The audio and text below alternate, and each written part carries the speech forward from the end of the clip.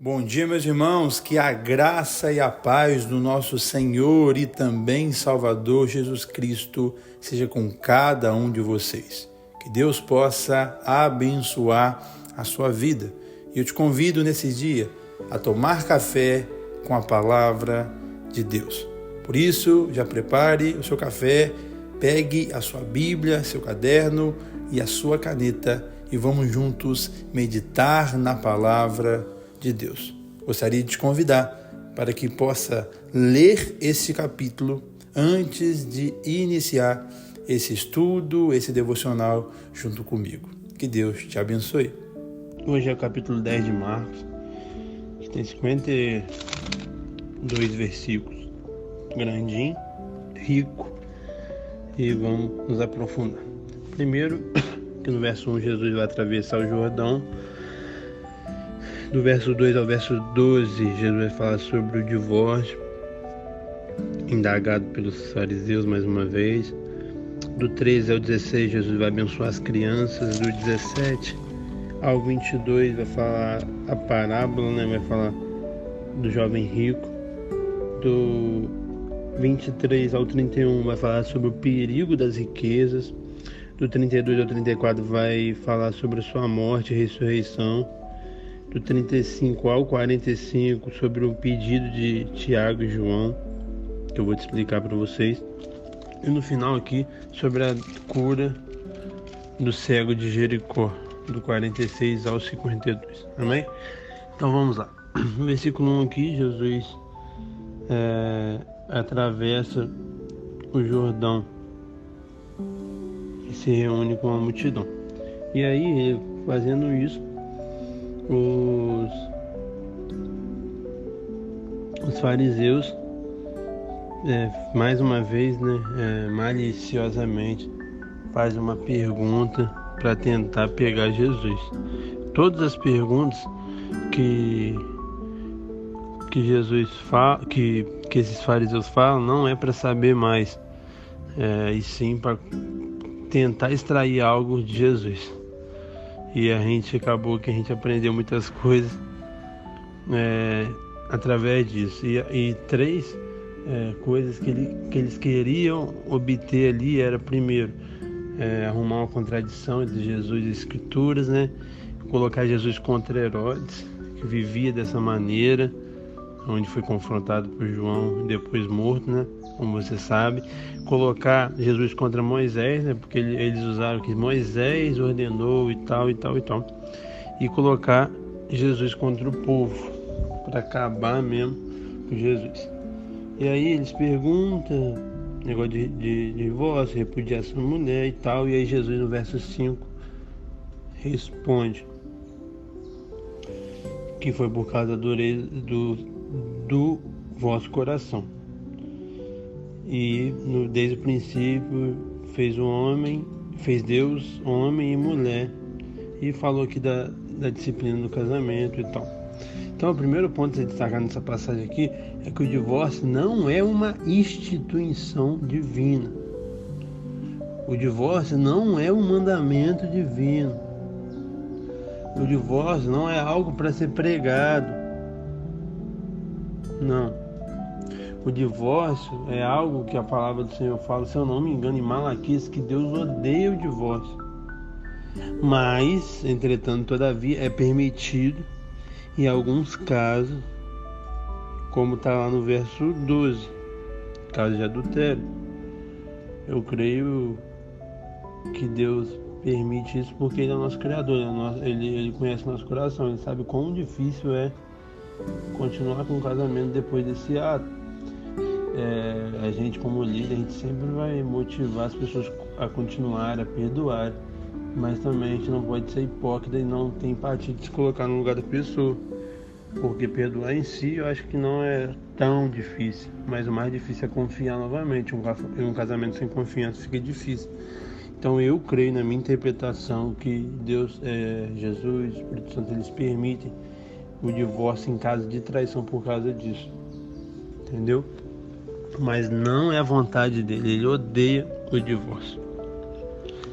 E aqui Jesus, do 6 ao 9, ele faz algumas explicações sobre o casamento, fala que o casamento é heterossexual, deixará o homem, o seu pai e sua mãe, se unirá a uma mulher, e com a sua mulher serão uma só carne. Então, casamento homossexual cai por terra aqui, não tem parâmetro nenhum nas escrituras. Infelizmente, muitas pessoas cedem a questão disso, fazem matrimônio, é muito triste. O casamento é monogâmico, que é entre um homem e uma mulher, não é para ter várias mulheres. E o casamento é indissolúvel, porque o que Deus juntou não separa o homem. Amém? Então, é isso que eu te falei. É permitido somente com relações sexuais ilícitas. Amém. Aí Jesus agora vai abençoar as crianças, trouxeram as crianças, e Jesus abençoa. Jesus tem uma afeição, né, pelas crianças. O convite do Senhor Jesus é para trazer as crianças para Ele. Então você, como pai, leva seu filho a Deus. Meu irmão, tem muitas pessoas que apresentam seu filho a Deus na igreja quando nasce, mas não apresenta Deus para o seu filho. Você que tem esse papel de apresentar a ele. A igreja vai auxiliar, com certeza, mas o maior papel de educar o filho em todas as coisas morais, né, da sociedade, de ser um homem ou uma mulher de caráter, é responsabilidade do pai. E a questão de Deus, da Bíblia, você também, cara. A responsabilidade está com você. Então você que é pai, você que é mãe, leve seus pequenininhos a Jesus. Jesus faz uma reprovação aos discípulos, repreendeu os discípulos tão severamente porque impediram de trazer as crianças para Ele. A gente não pode impedir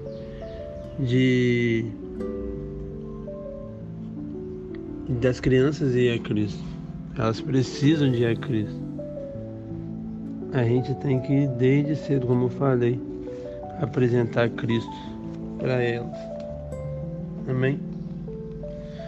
E aqui, no verso 14 ainda, deixe vir a mim os pequenininhos, não as embaraceis, porque dos tais é o reino do céu.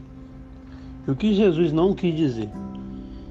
Ele não quis dizer que as crianças são criaturas inocentes e que são salvos só por ela ser criança. Mas o que ele quis dizer? É que a gente tem que ser igual criança, porque a criança tem total confiança. Meu irmão, você que tem uma criança aí, talvez seu filho, seu sobrinho, alguém próximo, se você jogar ele para cima, brincar com ele não vai ter medo, ele vai confiar, ele sabe que você vai segurar. Então por isso que a gente tem que ser igual criança. Por que a gente tem que ser igual criança? Criança dependente. A criança não fica preocupada, será que no final do mês vai ter dinheiro para pagar a conta? Será que eu vou conseguir jantar hoje, almoçar? Será? Não, ela sabe que a provisão do pai na hora certa vai chegar. Então por isso a gente tem que ser criança. Amém? Ele tomou ali a criança, né, seus braços, ele põe a mão sobre as crianças, ele abençoa as crianças. Meu irmão, questão de salvação das crianças é algo muito discutido dos teólogos, que a salvação é pela graça, né? Mas você tem que ter a consciência disso, de que está aceitando o Senhor Jesus como seu único Salvador.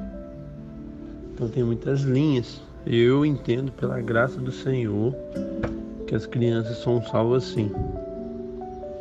por causa da graça dele, porque ela não tem a noção de reconhecer, de se arrepender e tal.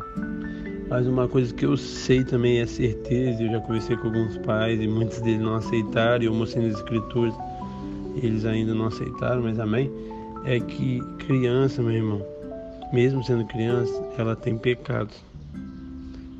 A Bíblia vai falar, né, que quando a gente nasce, a gente já nasce com a semente do pecado, que é a semente de Adão. Então a gente nasce pecador. A gente não tem a consciência, a gente não tem a noção do que é pecado, mas a gente já nasce. Você ensina seu filho a ser pirracento? Não, já nasce com isso. Se você ensina ele talvez a mentir, não, ele já nasce com isso. Claro que dependendo do ambiente vai isso manifestar mais, mas tem coisas que eles fazem que eles nem sabem que é mentira, eles nem entendem o que é mentira em si. Se você talvez perguntar para uma criança, você fez isso, mas se você fez isso eu não vou te dar aquilo, ela vai falar que não fez só para ganhar, ela não entende isso, mas ela mente, e o caráter ali dela já está sendo formado, por isso que a gente tem que trabalhar muito forte. Então pode vir, birra, mentira, coisas ruins desde quando nasceu, porque ele já nasceu com pecado. E é em cima disso que a gente entende que algumas crianças também já nascem com um desenvolvimento para o homossexualismo, porque o homossexualismo é um pecado. Então, assim como a criança pode se desenvolver para mentira, ela pode se desenvolver para o homossexualismo. Ninguém nasce, a possibilidade de nascer homossexual não existe, mas a possibilidade de nascer com pecado existe, e nascendo com pecado pode desenvolver qualquer um dos pecados, e um dos pecados é o homossexualismo. Claro que eu não descarto uma ação demoníaca, eu não descarto uma maneira da gestação. Já vi casos de a pessoa querer mulher, aí veio, descobriu que era um filho, mas foi gerado chamando, querendo, sendo mulher, e isso pode de alguma forma influenciar? Talvez, mas algo mais marcante é duas coisas. Primeiro, ninguém nasce homossexual, Deus cria homem e mulher, mas a criança nasce com pecado. Então, com o pecado, ela pode desenvolver todos os pecados. Pode ser roubo, pode ser mentira e pode ser homossexualismo. Mas você, como pai, como uma mãe, você vai identificar qualquer um deles, e nenhum deles é pior ou melhor, todos eles são ruins, nenhum é mais ruim, todos eles são ruins, e você, como homem de Deus ou mulher de Deus, você vai tratar seu filho nessa área.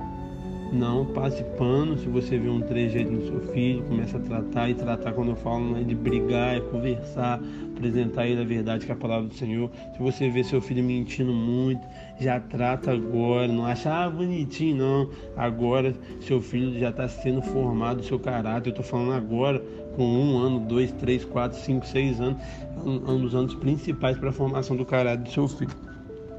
Amém? Então vamos avançar. Agora vai falar sobre o jovem rico. E aqui a pergunta que eu tenho para vocês: que lugar o dinheiro está ocupando a sua vida? Que lugar? Ele era um rico, mas ele era insatisfeito. Ele era jovem, ele era riquíssimo, ele cumpria os mandamentos, ele era um virtuoso,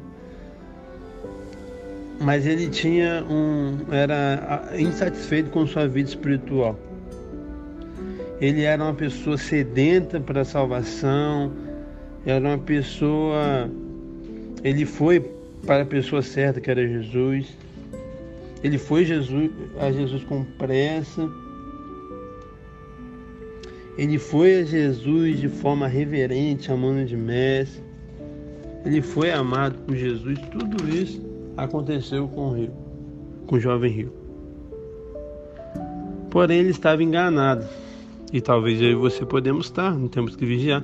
Ele estava enganado a respeito da sua salvação, ele estava enganado a respeito de si mesmo, ele estava enganado a respeito da lei de Deus, ele estava enganado a respeito de Jesus, ele estava enganado acerca da verdadeira riqueza, onde que ele achava que era bens, mas não era, era salvação. Ele era rico, porém ele era um perdido. Por quê, meus irmãos? Os que confiam na riqueza não pode confiar em Deus, você não pode servir a Deus e a riqueza. A salvação é uma obra milagrosa do Senhor. Meu irmão, você vai ver aqui,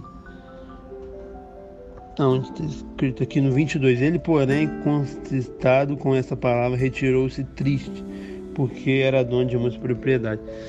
Eu não estou lendo, né, porque você já leu aí, e está com a Bíblia aberta.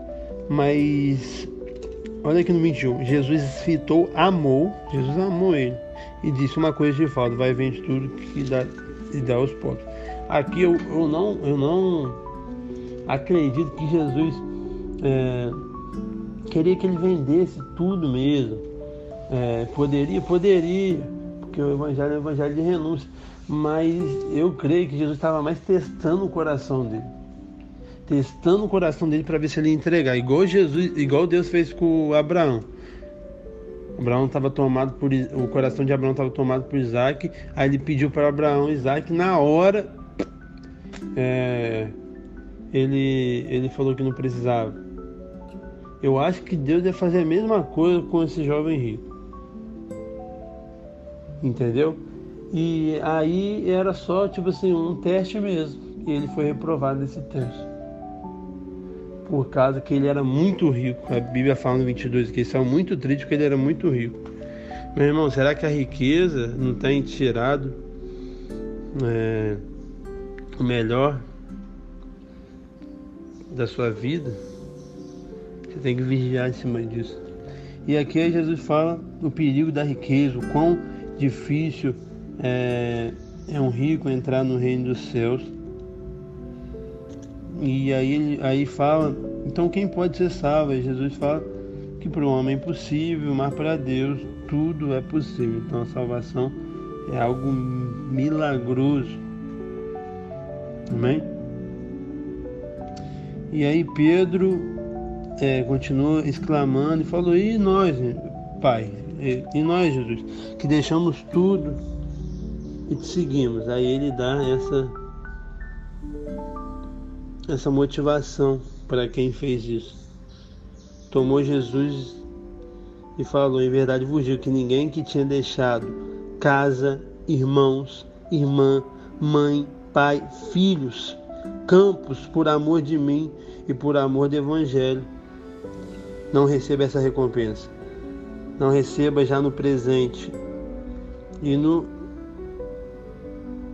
receba já no presente o centúbulo de casas, irmãos, irmãs, filhas, mães, campos, com perseguição, e no mundo por vir a vida eterna, porque muitos serão primeiros, porque os primeiros serão os últimos e os últimos os primeiros. Meu Deus, que recompensa maravilhosa, que motivação maravilhosa para aqueles que buscam o Senhor e colocam Ele em primeiro lugar. Aleluia. Tenha isso no seu coração, meu irmão. Você que largou tudo, talvez para fazer a vontade de Deus, creia que há uma recompensa para você. Amém? Aqui no 32 ao 34, Jesus vai falar sobre a sua morte, né? Ele era determinado e falava no 33: eis que subindo para Jerusalém o Filho do Homem será entregue aos principais sacerdotes e os escribas, vão escarnecer, cuspir e matá-lo, e depois de 3 dias ele ressuscitará. Ele tinha uma determinação, uma liderança. Ele apresentou, né, esse sofrimento que ele ia viver, essa morte expiatória que ele ia viver, mas no final, para a glória de Deus, ele seria vitorioso. Aleluia.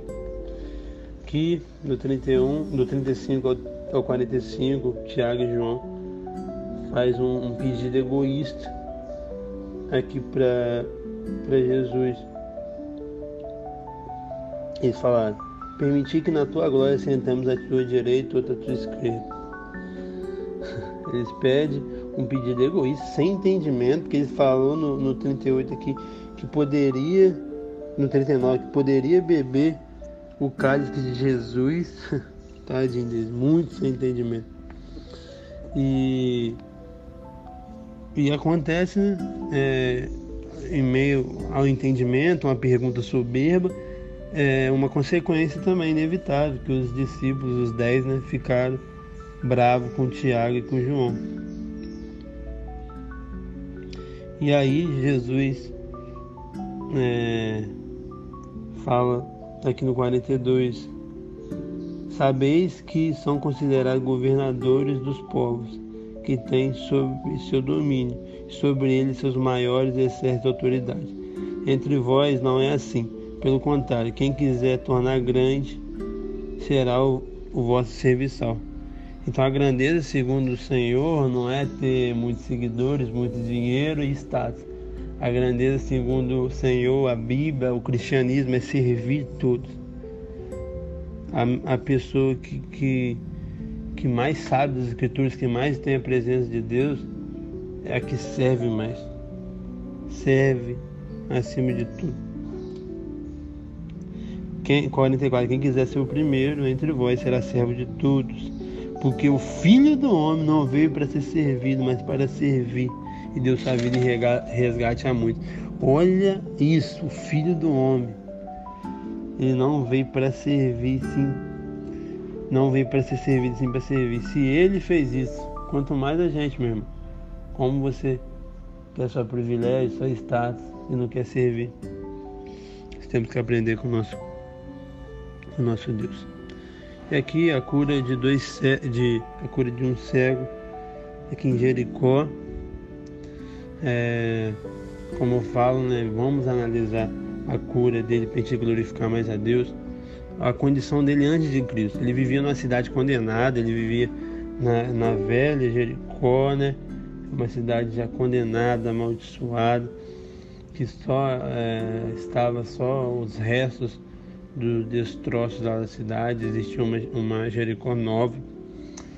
Ele era cego, ele era mendigo, ele não tinha nome, ele estava na margem do caminho.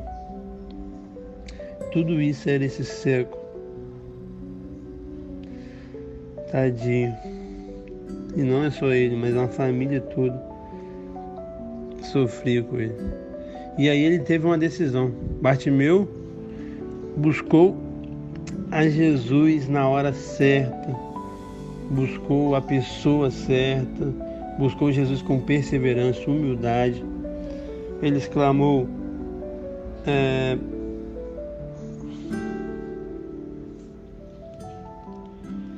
Jesus, filho de Davi, tem compaixão de mim. Ele exclamou, foi repreendido para que se calasse, mas ele não se calou. O filho de Davi, tem misericórdia de mim. E parou Jesus e disse, chamou ele e o curou. Glória a Deus. E essa cura foi uma cura notável, né? Foi curado por Cristo, ele foi guiado por Cristo. Glória a Deus. Nosso Deus faz isso, meu irmão. Ele cura ainda hoje, ele restaura ainda hoje. Não desista, porque ele ainda faz isso. Amém? Glória a Deus, meus irmãos. Mais um momento abençoado de café com a palavra. Espero do fundo do meu coração ter te edificado, te abençoado, te ensinado em algo. E gostaria muito que você pudesse curtir esse vídeo, você pudesse comentar, pudesse se inscrever no canal para que possamos alcançar mais e mais pessoas e também que você possa compartilhar. Que Deus abençoe sua vida e eu te espero amanhã no Café